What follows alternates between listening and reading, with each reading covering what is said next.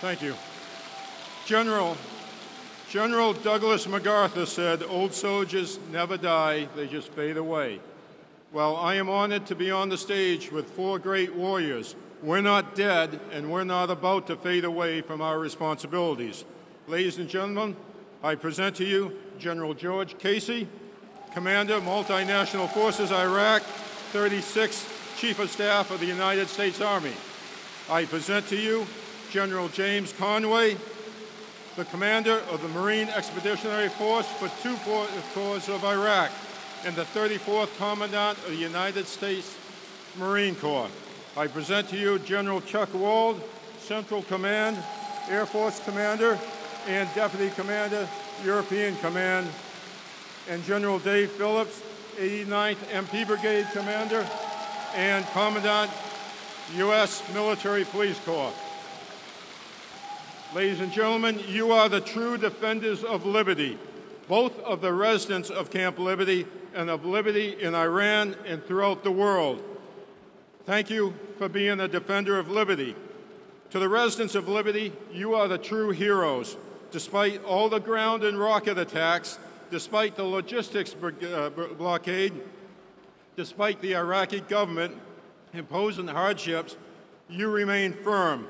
You are the beacon of light in a graphic region that has been overcome by the darkness imposed by fundamentalists. Whether Al-Qaeda, Islamic State, or the Iranian regime, their goals are the same: to destroy progressive civilization and individual freedom. Franklin Delano Roosevelt identified four freedoms: of speech, of worship, from want, and from fear. Extremists wish to destroy those freedoms. Yet together, all of us, we stand firm with the residents of Liberty, and they are our inspiration. I assure the residents we are working hard to relieve the pressure and bring you out and bring you to safety. We are firm in our commitment to liberty, both Camp Liberty and liberty of all humanity. Ladies and gentlemen, I present General George Casey. Thank you. Thank you. Thank you all. Good evening. It's a privilege to be here again with you and to share with you some of my experiences in Iraq dealing with the Iranian regime. There's been some discussion tonight about Iran's support for terrorism.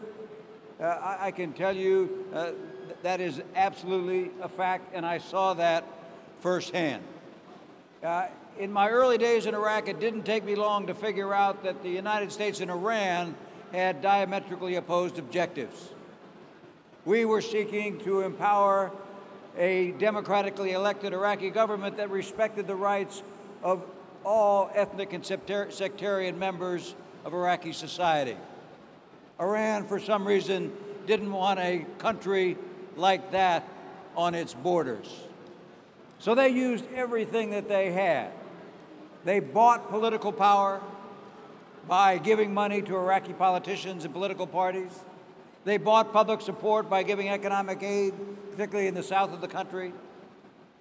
And they continuously fomented sectarian violence.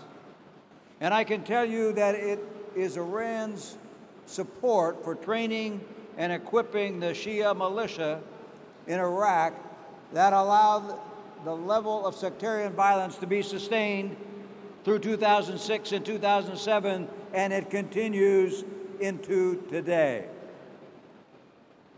Because of that equipping and training, Iran is also directly responsible for the deaths of hundreds of coalition forces and thousands of Iraqis.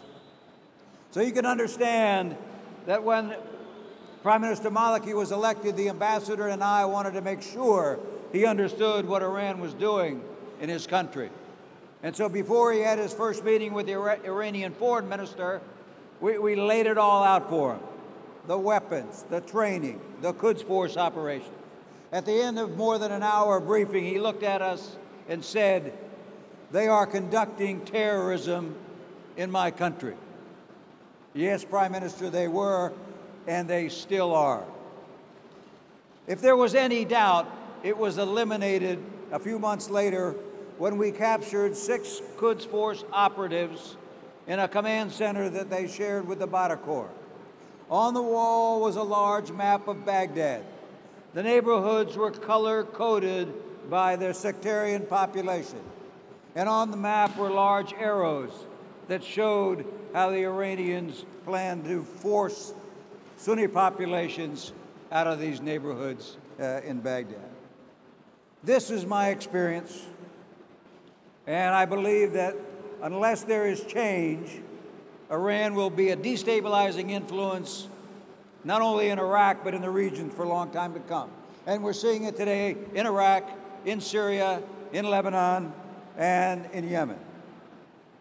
Any regime that uses terror to accomplish its political objectives is a threat not only to its own population, but to the international community.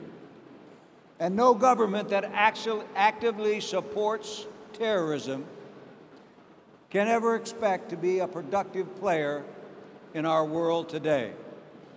Change needs to come to Iran. Thank you.